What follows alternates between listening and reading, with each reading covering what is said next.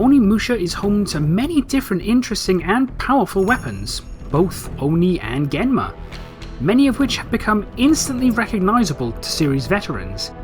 Each main series game has introduced its own selection of new weapon designs, but it isn't until Dawn of Dreams that we got a mix of new and old weapons appearing, many of which were used essentially as recognisable reskins for new weapons, such as Guildenstern's staff being used for Tenkai's Monument and Bright Star, or Guggen Doz's sword being used for Akane's Oni Devourer and Raving Moon, while a couple of old weapons returned in full, like Reizen and Enryu.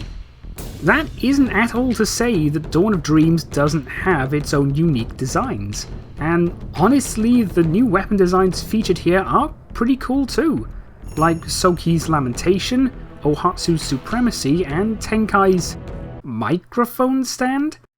You know what? Sure, why not?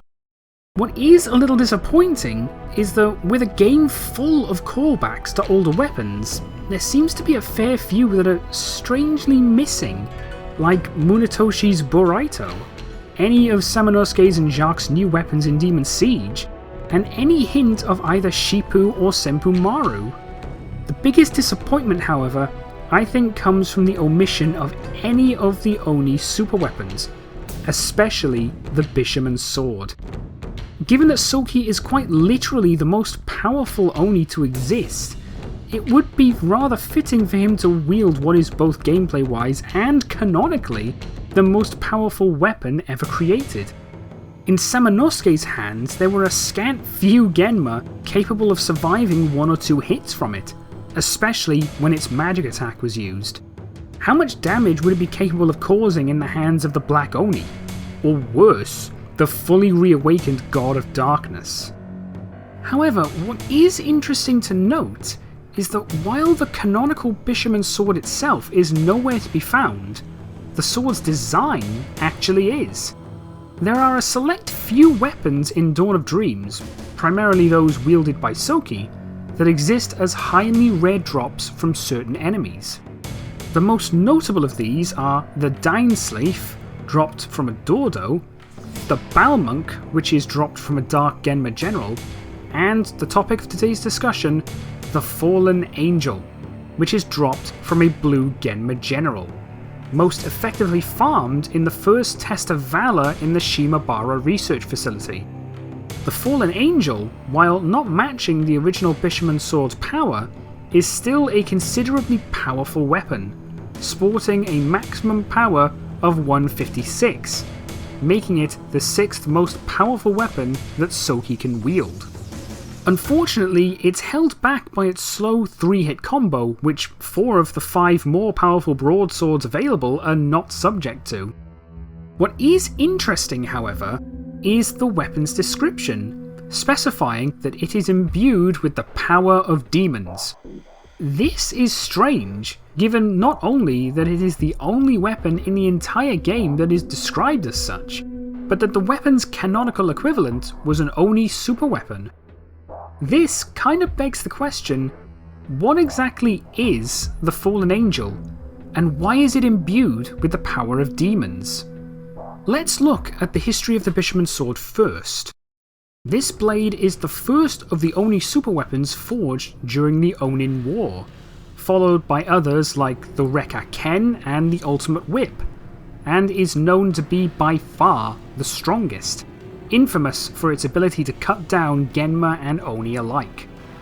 After the Onin War ended in a stalemate and a truce was reached, it was the only Oni superweapon that was co-sealed by both the Oni and the Genma, with the sword itself being locked away in the Demon Realm, and the Bishamon Ocarina, the only artifact capable of unsealing it, being stored in the lowest depths of the Oni's Dark Realm.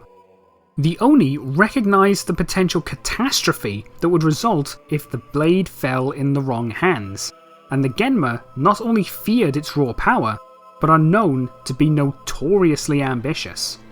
If a Genma were to use it, what would stop them from trying to usurp Fortinbras? The sword was eventually unsealed by Samanosuke during the events of Warlords, only to reseal it again after Fortinbras' death, while he learnt to control his Onimusha power, later reacquiring it again during the events of Demon Siege, after which it was never seen again, likely sealed away for good in a similar fashion to the gauntlet used to seal Nobunaga. By this point, the Genma are already painfully aware of the Bishamon sword's destructive power, and would likely begin seeking a way to combat, or perhaps even match it, and with cunning minds like Rosencrantz still around, they were entirely capable of at least coming close. So who's to say that they didn't? That, I believe, is what the Fallen Angel could very well be. An attempted Genma recreation of the infamous Bishamon sword. Of course, given the original's power, it would not be easy to recreate it fully. They know its design, of course, but are not quite able to pour that level of destructive force into a single sword the way the Oni somehow did. But they did what they could. The end result may not have matched what they had hoped, but it was still a notably powerful broadsword, so they decided to selectively hand them out to high-ranking Genma generals, ones noted for their strength and loyalty, which is why it cannot be found anywhere else. The research that went into creating it was also likely conducted in the Toyokuni research facility, which would also explain the fact that the most reliable place to find those who may have it is the facility itself, having not yet been mass-produced to hand out to more Genma forces. Interestingly, this weapon is capable of using fire magic, likely due to the Genma attempting to mimic the original signature purple flames that constantly cover it.